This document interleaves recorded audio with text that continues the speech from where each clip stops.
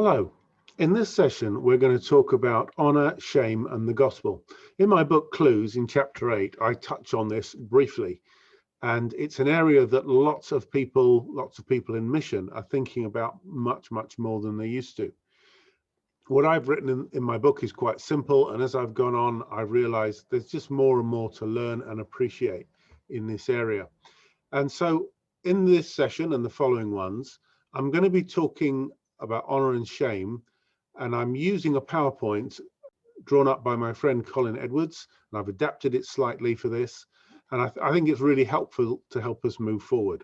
To start with, there's the question of the right tool for the job, and what he's talking about is very often we approach an issue, especially if it's new to us, in a very clumsy way, as we say in English, taking a sledgehammer, a big hammer, to crack a nut. As we go further into it, we need something more refined, more precise. A sledgehammer is great for breaking our own misconceptions. Sometimes we really need shaking up. But then as we start to build a framework, we need a more constructive tool, like a claw hammer.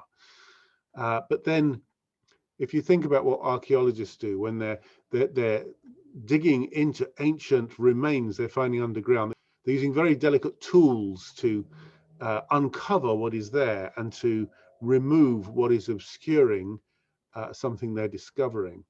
Sometimes even people use a brush rather than a hammer. So as we understand better how honor and shame work and the particular culture we're looking at, we need to be more and more sophisticated, more and more delicate as we examine what's before us. So we're going to put this in the context of 10 important cultural dynamics. They're all important, and honor and shame fit in within this wider pattern. And in this session, we're just going to briefly go through these 10 important cultural dynamics. The first one is limited good. The idea that there is only so much good available in the world, and I cannot have more without somebody else having less, and somebody else hasn't got more without me having less. It's a very important mindset that is present in many parts of the world. Self as individualism, very strong in the West, or self as embedded in a group, collectivism, that I understand who I am because of the group I belong to, rather than I understand who I am by, I just know me. Honor, we'll unpack this in other sessions, but briefly, there are many kinds of honor. Honor can be virtue. Honor can be status or power. Honor as a claim right, an ability to demand certain things. They're actually slightly different things. Shame, guess what? There are lots of kinds of shame. There's discretion shame, modesty, knowing the rules and not transgressing them, protecting the vulnerable. These are all really positive things. And in English, sometimes we refer to a person as shameless because they're doing something bad. They have a lack of shame, and therefore they are doing terrible things. Shame is sometimes a positive quality.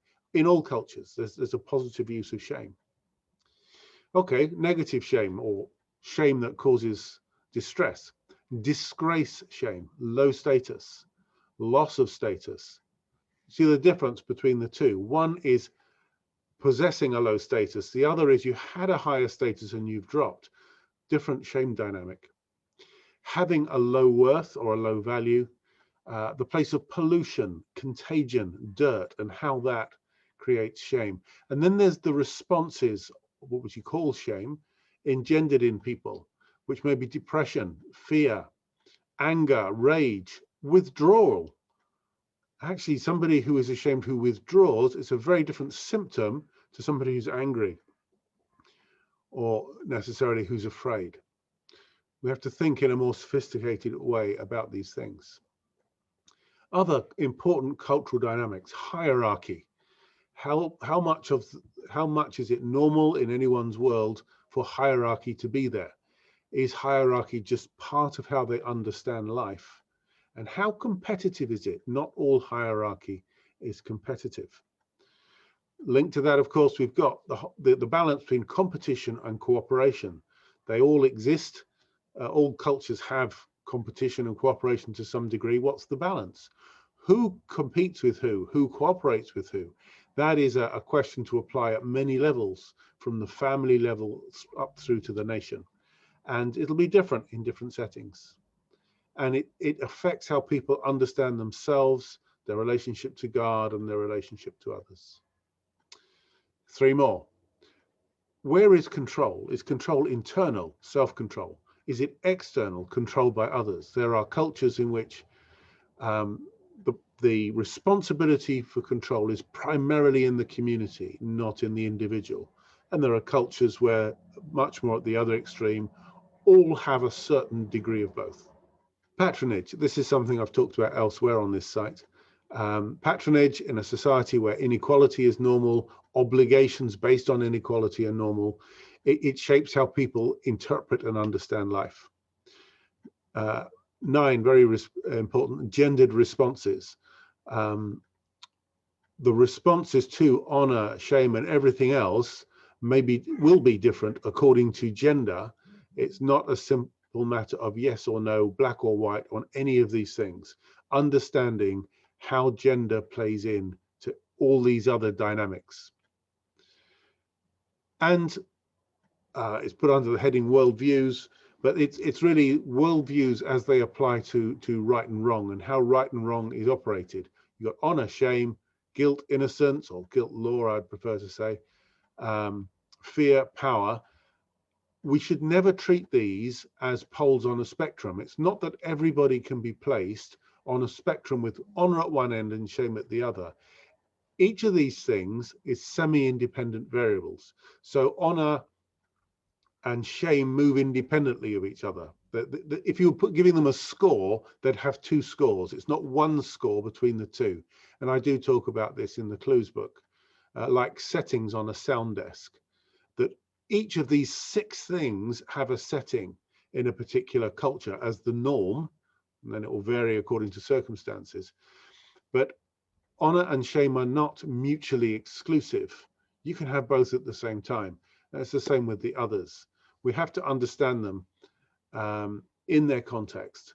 There's a great diversity here to understand and to appreciate. It's not a problem to solve. It's an area in which we need to grow in our confidence, in our understanding. It enriches our understanding of scripture. It enriches our understanding of ministry. And in order to disciple people, we need to be able to get onto their wavelength. And if we are not doing that, we will not communicate successfully. They may respond positively, they may respond negatively, but we don't really know what they're responding to.